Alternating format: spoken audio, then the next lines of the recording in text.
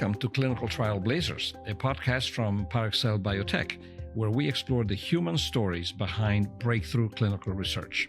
I am your host, Alberto Grignolo.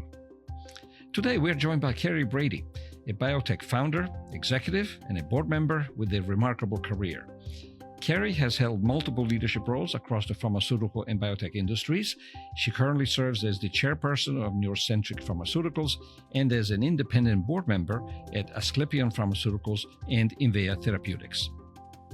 Today, we will explore her career journey, lessons learned in clinical trials, leadership philosophy, and what is next for her. Kerrie, thank you so much for being here. It's a pleasure, Alberto. Thank you for having me. So let's get started. You've held a variety of roles in your career. Can you take me through your corporate journey at a high level, and particularly through the steps and decisions that over time led you to move from one company to the next? Well, it's been a very long career, so it's just over 40 years now, and I must admit I started quite young within that. And, Indeed. I think at a high level, I would characterize it as sort of two phases of my career. So the first phase was working, I'd say, the corporate era, and that is working with companies that were already established, starting out with a global multinational pharmaceutical company, working within the Cooperative Research Center for Biopharmaceuticals in Australia, a translational incubator. Over here in the US, working for established biotech companies. And so I'd say that's about the first ballpark, let's say the first 20 years at that. And then the next 20 years has been more the entrepreneurial era of my career. And that involves creating companies from the ground up, taking them from zero to full speed, with co-founders, and then more recently, as a chief executive officer.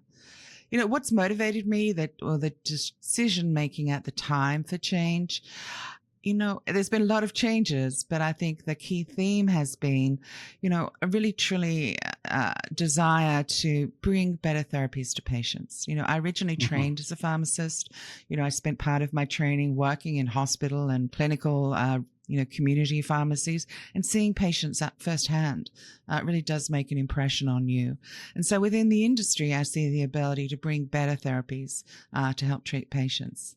So that's the heart, if you might. But the head part of what inspires it, I'm just really curious about learning new things, trying new things. Oh, what about this? What about that? And so the intellectual stimulation as well plays a very important part. You're a pharmacist, as you said. Were you ever tempted to become a medical doctor? I thought originally that I might, actually. And when I got into pharmacy school, my intention was, maybe I enjoy this, I'll go on and go to medical school. But I really felt just much more interested in building and creating things at a higher level in terms of the number of patients or people you could impact, rather than the sort of one-on-one helping people. So not really is probably the answer there. I understand. Would you tell me about the role models, perhaps female role models, that help shape your career? So I was fortunate. I had a lot of mentors and role models.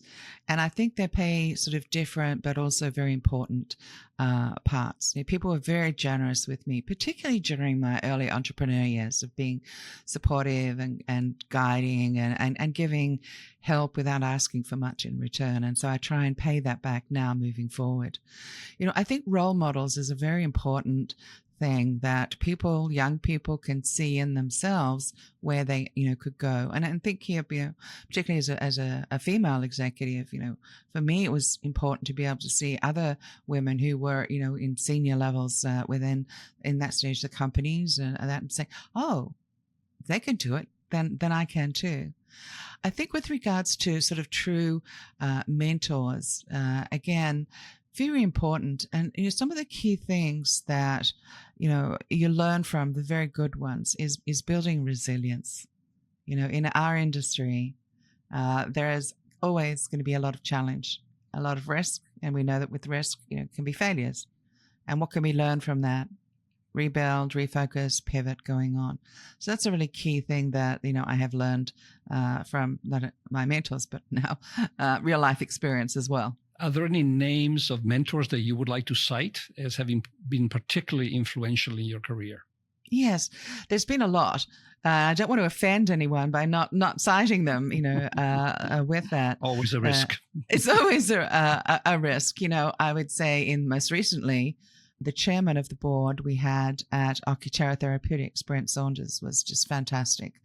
A really good mentor and advisor, and really doing what you want a chair to do in the company is, partner with the CEO, be very helpful, help guide, help deal with problems and things like that, but also to how interacting with your people and your team, helping build additional there with that. So, he's one more recent one. I'd say earlier on in my career, Dr. Jim Foley was a very, very important advisor, particularly in business development and licensing. And, I've been a friend of Jim's now, 30 years as well. And, people like him, they do make all the difference when you're struggling and trying to find your way. Did you have any female role models that you would like to mention? Again, there's a lot of them, and there still are today. With that, one of the great resources that we have, are the organizations like Women in Bio and their Healthcare Business Women's Network, and that many, many mentors, helping people along the way in that, actually, now we also have in biotech, there's the Biotech CEO Sisterhood, which we can help mentor each other because, as being CEO, it can be a very lonely role. With that. And so having a group of peers for mentorship and support is also crucial. Is there one thing that you wish you had asked your mentors back in the day? And complementary to that, what is one thing that you would encourage mentees today coming into the field to ask their mentors? I think one thing it would have been helpful to have them ask of me or guide me is putting the situation within the broader context of where you're wanting to go or what the company is doing, etc. Very much was sort of focusing on solving a particular problem you were dealing with, which is obviously important, but encouraging you to step back and look at that issue within the broader context of where you're wanting to go as an individual or as a company. And, part of that also comes down to the why, and when I'm mentoring folks, part of it is also just getting the individual to get a clearer understanding of why they're wanting to go in a certain direction or do a certain thing. And I think that's really important. It helps to clarify a lot. I would like to ask you, what type of leader are you? And how do you inspire the people you work with? You've had such a long and varied career in many companies. And I just wonder about your own self-perception of the leadership style that you do have. I consider myself, I guess the label would be servant leader. I don't quite like that label because it implies a lack of vision and guidance and that. So, someone who's, good at motivating people, but being, I guess, an empathic leader, certainly not command and control, certainly not authoritarian. A, it's not my nature. And B, in our industry, that doesn't work. We're dealing with highly trained, highly experienced, highly competent people. And the challenge for a leader is to bring the best out of them, get access to, the talent and the insights they have, and then combine that from other folks from the team and bring that together, going forward.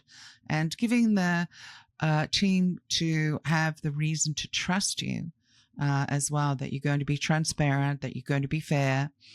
And, particularly in smaller biotech companies, which is where I tend to have built my companies, it needs to be collaborative and it needs to have that trust. And people need to know that, sometimes we'll all make mistakes. Own up to it, what we learned from it, and move on. I think for smaller companies, sometimes the worst thing you can do is have people not bring forward their most creative ideas, even if they are somewhat risky, or people not willing to make a decision until you have perfect information, which of course, you never have. And so you need to have people in your team who feel comfortable, they're doing informed risk on things, and look, it may not work, but celebrate the trying of it. Indeed. You were born and raised in Australia, I believe, and you have lived and worked in Europe and in Japan, and of course in the United States. How have you managed these transitions, particularly on the corporate side, the cultural side, the social side? You've spanned the world, essentially. How have you done that? Although I spent, first 36 years of my life in Australia, certainly my professional career, I traveled a lot internationally. Australians travel a lot. It's so far away from the rest of the world. So, I had some interactions with folks from other cultures, earlier on. But just being a good, respectful person, I think, has been the difference.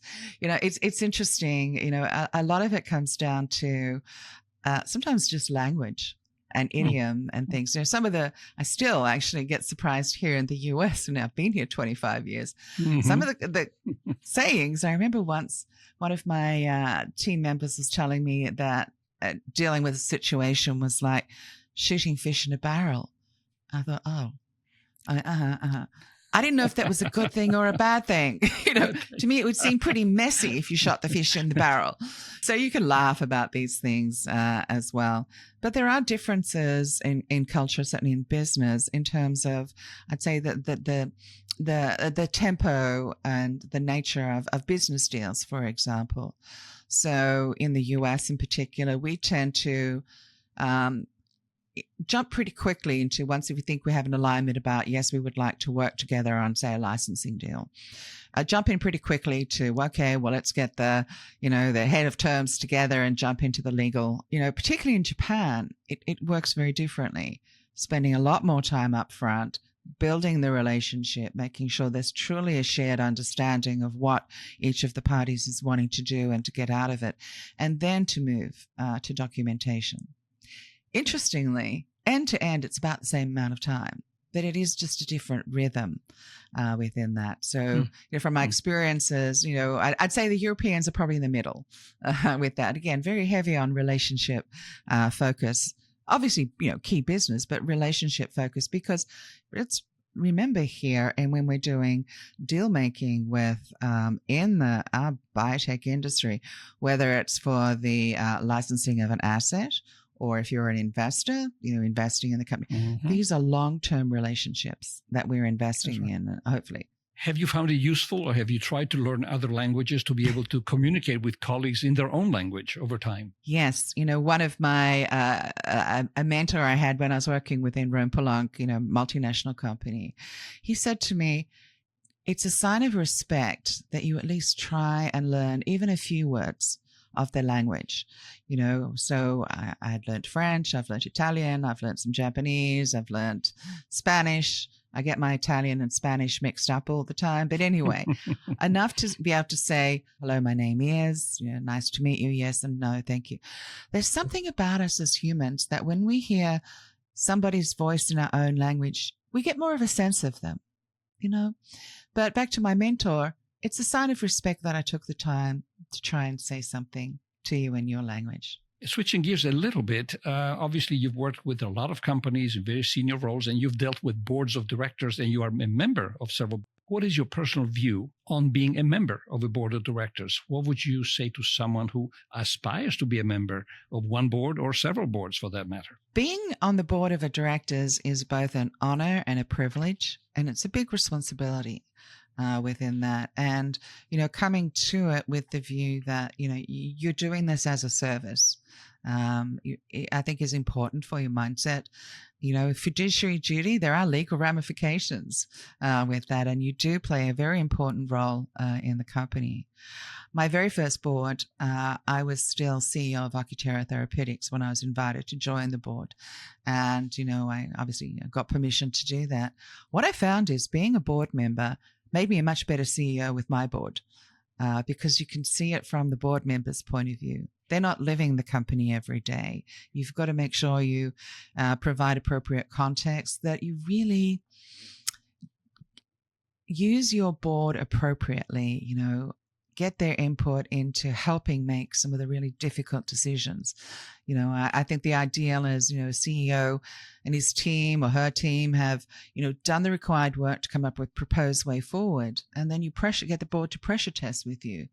Are we missing something here? This is the way we think we should be going. Help us decide, on this. In contrast, it's not a good idea to go to the board and say, look, we've got this big problem. What do you think we should do? But give them something to react to. I'd say for people looking or wanting to get on boards is to, first of all, again, your why. Why do you want to be on a board? What do you feel it is that you have in your experience and skill set that can help a company going forward, and to be on their board? The second thing is realize that this takes a long time. The process, you don't just, it's not like job hunting. You think, hopefully in a couple of months, 6 months, if I'm really focused on it, I'll get a job. Board, it can take a very long time. And in fact, it's actually happening now in your career. 2 of my board roles came to me organically from people I had worked with before. Only one of them came through a headhunter. And most of the ones I'm getting approached now are people who know me and have worked with me in the past. So remember, as you are going through your career and you're building up a network of people who, could be potential contacts to boards going forward. People say sometimes that the way to get on boards is to get on the first board, and then you are, by definition, board material, and then more board opportunities come to your attention. Have you found that to be the case? Most definitely, yes. It's always difficult to get on your first board. It's just as difficult, I'd say, as being your first-time CEO. But everybody's got to start somewhere and be a first something with that. When I first joined the Invea board, which was my first board, I immediately got flooded with inquiries about board roles. Now, I was only capacity to take one at that time. And I, checked with my, friends and all that, particularly ones who were female board members. And they said, oh, yeah, that happens because everyone was, wanting to get women on their boards, but no one wants to be the first, your first board within that. So, yeah, that does play into it. But another thing is, too, advice that do be careful about your first board as well. You want to get on, someone wants you, that sounds great. But it can also affect your positioning as the type of board you're on, the type of board member you're in. So it does send signals as to the type of board role that you would be suitable for. So don't jump just because somebody wants you. Can you elaborate a bit more on that? Maybe citing an anonymous example just to illustrate a bit more what you just said. Well, I'll give a theoretical example with that. So there's a board and for a company that, has some strange financing background, the asset, maybe there's been claims made about it. The data is maybe not quite what it was meant to be. So you need to be doing your diligence on that. And then something happens and, the company, first of all, the company goes bankrupt. You know what it does to you as a potential board member if you're on a bankrupt company? Big problem. So you don't want your first board to be something where there's some major challenges just because you want to get on a board. I see. You might get tarnished by what happens after you join, or one might. Unfortunately, you do. And, the other board members and people would judge you by the company that you keep, literally, within that. So keep that in mind. I mean, I'd say most companies are pretty good. I'd say it's a rarity that, we have some of these cases like that, but you still need to be very aware of it. Let me drill a little deeper into this. As the saying goes, if you want something done, give it to a busy person. You're pretty busy. I mean, you're on several boards. You're a chairperson of a company. So what drives you? The same thing that always has. From the very beginning, bringing better therapies to patients and things that are interesting. Actually, I'm less busy now than I have been for a long, long time. It might seem like I'm busy, and I'm enjoying immensely, what I'm doing. And so, I am sort of studying and learning other areas. I did the MIT certificate in AI and machine learning, biotech and pharma, and I still continue now sort of exploring and understanding and seeing how we could, apply, AI technologies, not just to drug discovery and development, but, also to improve productivity as a business person. And with the view that, for example, in biotech companies, small teams trying to do a lot with limited resources. There is so much available now that you can do to help leverage the productivity of that team. Simple things, to do with documents and other all sorts of things. So I'm very interested in looking into that. There's also, I think I've probably got bandwidth for, I'm considering 1 or 2 more board roles, but then that means 5, which starts to get to the level of, making sure you have the appropriate bandwidth to support these companies. And as I tend to get involved in earlier stage companies, they're not sort of just, check in for a quarterly meeting on things, that you really are, deeper in the details, supporting the CEO and the team and at that. So yeah, definitely a lot less busy than being CEO of a biotech company for sure. Does that mean that you have a better or a pretty good work-life balance, however you choose to define work-life balance? That makes me laugh because work-life balance, it varies a lot over time. And mine always tends to probably lean more on the side of work rather than life. But not because I'm a workaholic. It's because I do see my work as a vocation. And so I love what I do. It adds a lot of richness to my life. I mean, I'm making sure I have time to, to play as well. But that's also one of the reasons to, be looking to build what we now call a portfolio stage of a career. Because I would miss it dreadfully if I didn't have the professional side of me in my life. It really does, bring a lot of satisfaction and enrichment to be able to have that contribution. Let's move to clinical trials. Did you, in your clinical trials journey, in all these companies where you have worked, did you blaze uncharted trails in clinical research, or did you follow more traditional, shall we say, safer paths, if any such exist even? Particularly earlier on in my entrepreneurial career, when I was working in the non-opioid chronic pain area with both Asklepion Therapeutics, but also to a degree with, Centraxion. We were, I'd say, early adopters of using the adaptive clinical trial approaches. We do deep dives into Bayesian statistics, etc. But, having the ability to do an interim assessment on the clinical trial, and this is probably 15 years ago, even, and in this case, it wasn't a particularly large, trial, not like your tens of thousands of patients study. That was, quite unique to be doing that. And it served us well in having that ability to assess in your interim assessment, make adjustments or not. We didn't need to, and take that forward. And so that made a big difference in efficiency of the trial. In this case, it was, 3 decisions. Do we continue as we are? Do we add some more patients? Because basically you're almost there, but you need a few more patients and you'll hit. Or do you stop for futility? And I think in the overall context of clinical trials, that ability to stop for futility is really important, particularly for patients, right? Stop a trial early if looks like it's not going to work. So that was one area. Another area that we also were looking at, particularly at Centraxion, was looking at novel trial designs, novel for the pain area, not novel for oncology, but things like basket trials and umbrella trials and platform trials and things like that, so that you can increase the efficiency of being able to get your trials going, particularly, I think, for chronic pain here, where even though we understand, the mechanisms of action of our drug, still not completely well known which particular pain indication it may work best for. Okay, broad category, maybe there's inflammatory pain, there's neuropathic pain, mixed pain.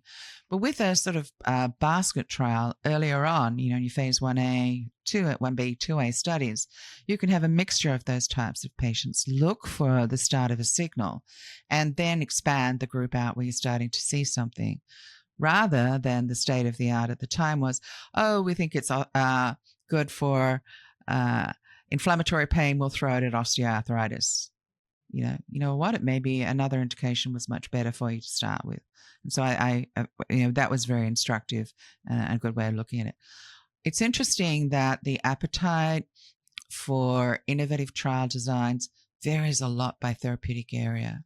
Most recently with Ocuterra Therapeutics in the ophthalmology area, very, very little innovation in clinical trial designs. And again, we'll say, for example, if you had an anti-VEGF inhibitor nowadays, instead of jumping straight into, say, diabetic macular edema, that the mechanism is involved in so many different ones. So macular edema, wet AMD, and have those in earlier on rather than have to place all your bets without learning more information. We all know that clinical trials fail. Some succeed, many fail. And so I want to ask you about, disappointments that you might have experienced in clinical research and moments of elation that you might have experienced in clinical research. So hopefully you had a bit of both and more of the latter than the former. But you tell me. Yeah. The biggest one was when we were at Centraxion and we had a phase 2B trial. And we'd had two others in different indications, and there were smaller stages in this, so they hadn't worked. And this one, was going to be the last one to read out, and all that. And when that hit, and it hit so well, it was just fantastic. For the team together celebrating this, and it's just such a deep level of joy and satisfaction about getting that result. I'd say similarly, the first trial that failed, and it was the same product that we're working with, there was another indication that had failed. And that was so hard to deal with emotionally. We know intellectually most of them fail, but when it actually happens. So that does you well. And, when I go back to talking about resilience and emotional strength, I'd been through it once, been through it a couple of times since. And then at Ocuterra, unfortunately, our trial failed. And that was the most surprising trial to fail, to be honest, with that. But able to move forward very quickly in the grieving process, if you like, do your assessment, know what you need to do to understand, could we find any reason for anything like that, and then be able to take a bold decision about what to do next. Did you make tough decisions to terminate projects that, in your estimation, and maybe that of your team, were not going to be successful? Did you make those courageous decisions? Yeah, and that's hard to do. It is hard to do because you and the team and the investors, for all the reasons that everyone joined up and invested, believed in this program based on the results you had to date. And then when the clinical results don't align with that, people start to say, well, maybe if we did this, maybe if we did that, maybe we give it one more try. You've got to be very honest with yourself about that. And the hard part is making that mental switch, because you've been a cheerleader and a believer for so long. How do you turn on that and say, no, we have to stop? And so we did that at Ocuterra. Our trial didn't work. We looked at ways, there were plenty of ways potentially we could have gone forward. Our current, then financial structure had a financial overhang that would have made it difficult for us to do a refinancing. And so took the hard decision to stop and wind up the company sooner rather than later, so that A, we could pay our bills, B, give the team, decent severance package to help support them on the way, and give some money back to the investors. With that, because we really didn't have enough to get to a true difference. We could have tried to go out and funding, I think, spun our wheels for a year and still ended up in the same place. So although it's hard, and obviously a lot depends on particular circumstances, it is important to make those hard decisions, and don't second guess them. Do it, implement. There's always much more to be done. You've mentioned investors, so let's talk about money. You've worked in many companies. You have been instrumental in raising financing for a number of biotech companies. So let me ask you, how did you prepare for ASO Capital? What obstacles did you encounter, if any? And what lessons about raising money successfully, time after time after time? So it's a long process to know within that, particularly the first time you're raising money. It's tough because, again, you don't have a track record, you don't have the relationships, etc. I'd say rigorous preparation. within that, really understanding your technology, re-understanding the market, and having a view of what this looks like beyond just the next clinical trial. I think you do your company and yourself a disservice if you're going, oh, we just need the money to run this phase 2 proof of concept trial and tell the story. The investors are going to want to know, okay, what happens after this trial? Are we going to have to put more money in? What's the timeline and things? So think of it where you want to end up. In the commercial side, what would this product look like in the marketplace? Why would someone want to be prescribing this for their patient? What's the true differentiation? So really having that together. But then the next part, and this is, I think, challenging, particularly for a lot of scientists, is to be able to clearly articulate that, to be able to tell a story and get people to understand what you're trying to do in an artful way within that. And I'm not talking about speaking down to people. It's sort of viewing it from their point of view. If you were an investor, what would you want to know about the company? But remember, these are smart people, but they may not be expert in your therapeutic area. So understanding that side of the communication is really important. But also is the relationship side. I advise people, start going out and engaging with investors well in advance of needing money. With that, introduce the company, tell them where you're going, what you're planning to do. Ask them, is this something could be of interest to you in the future? Usually they say yes. Sometimes they say, look, no, this is not in our wheelhouse, and they're great. But those who say yes, keep them updated. Check back in lightly every 6 months. And then when you're ready to do your official launch of your funding, it's not the first time they've met you. And they've seen that you've delivered consistently over a period of time and doing what you say you're doing. And that makes all the difference. The other thing is working with good advisors and bankers who can help you craft your story, reach out to potential investors, etc. But you as the CEO and the team, you have to be the face. You have to be the telling the story, because investors are investing as much, if not more, in you than just the technology. That suggests very strongly that the personal relationship, the personality of a C-suite executive is as important as the facts. Or is it more important than the facts, less important than the facts? What is your perspective? I would say more important. I mean, obviously, I'd say if you look at it this way, that, having great technology and science in that is necessary, but not sufficient. And what makes the difference between investable and non-investable companies, from what I hear from talking with, VC and investor colleagues, is the team. With that, when they talk about, we're betting on the jockey, not the horse, example here. In biotech, it's not a horse we're riding, it's a tiger. And you're going to want a team that can not only make it go fast and finish the race, but hang on through all the ups and downs that we will inevitably face. Fascinating. Have you ever felt that the world or the circumstances were stacked against you for whatever reason? And if so, how did you maintain a level of motivation that allows you to go forward? It was an interesting question, because no, I've never felt that. I mean, obviously, I've perceived and dealt with difficult situations, but I always, feel that I've come from a position of privilege in that, I've received a very good education. I have had the ability in my career to do many, many interesting things. And, my personal circumstances and aptitude gives me an appetite to take on risk. I would like to say that I'm very determined. My husband would say stubborn, but, determined. I see a challenge and I want to figure out a way around it. How do we solve this problem, and do the best, to move something forward? Feeling sorry for myself, something doesn't work or whatever, keep it in perspective. There's always other opportunities. Yeah, maybe there's a day or two where I might, grieve or, whatever, but just move on, because it's such a privilege that I feel I have. I imagine that you mentor emerging biotech executives, be they men or women. What do you tell them?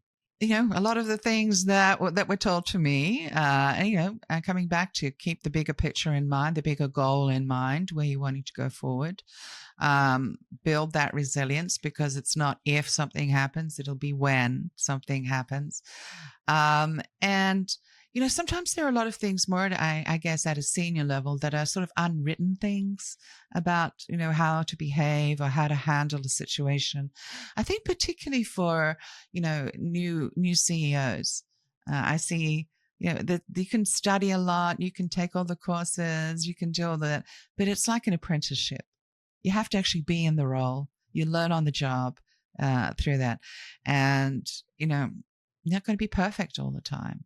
But, trust in yourself, be very, very, very aware of the benefits and the resources you have in your board and people around you to draw from. That resilience, a friend of mine likes to call it grit, which is true. Close to a CEO is not the same as being the CEO. I mean, you could be the second in command, but until you are in the role of CEO, you don't really understand what that means. Would you say that's correct or not quite? Oh, absolutely. It's absolutely correct with that. Although, I found it very freeing to be the CEO, because I've always, if I wasn't CEO, I would still carry the burden and care as much. But being the CEO, you get a lot more visibility into the board and the direction, and you're much more the face of the company and much more internally in the company. So there are added elements to the job that you have. But I found it freeing. I think maybe it was the circumstances, maybe it's my background, whatever it was. But I found it was, an opportunity for me to sort of truly bring to bear what I had learned and what I felt, would be a way to build a company and build a team within that. So I thrive in the role. I really loved it. But of course there were days, some difficult things. But again, that's where having a good chair to help you, having some good peer group to, I remember there was a group in Boston. There was about 8 of us who'd meet once a month, and it was, sort of, look, this is what happens here, stays here. It wasn't exactly therapy, but it was like therapy. And the first one I went to, as I was new, everyone went around the table, and there were 3 questions, what's good? So like the good, bad, the ugly of, what's happened since we spoke. And, I've got a specific question for the group to help you with. So I was last. By the time they got to me, I thought, I really like my problems. I'd rather have my problems than some of the challenges these folks are facing. But but I mean that helps, right? Because it's like, okay, you get perspective. Yeah, there's the challenges here and that. But so trusted peers, that's helpful. Provided the context, right? So finally, Kerrie, what's next for you professionally? What will keep you excited moving forward, working hard? Doing what I'm doing with this, I'm loving building a portfolio, boards, as I talked about in the beginning here. Some advisory work as well. Speaking engagements such as this. I love getting out and talking, and maybe there's some other things I can do there with that. But it's an exciting time to be able to create interesting, meaningful work for myself. Great. That is it for this episode of Clinical Trialblazers. Thank you, Kerrie, for sharing your insights and experiences with us. I was impressed with your perception of the servant leader role and with your ability to make courageous decisions, particularly in the clinical trials area, which presents dilemmas more often than not. This is it for this episode of Clinical Trialblazers. Please do take a moment to rate and review this podcast wherever you listen. Clinical Trialblazers is created by Pharmaceuticals Biotech and hosted by me, Alberto Grignolo. Special thanks to our production partner, Wonder Media Network, and thank you for tuning in. Until next time, stay curious and let's keep pushing the boundaries of clinical research.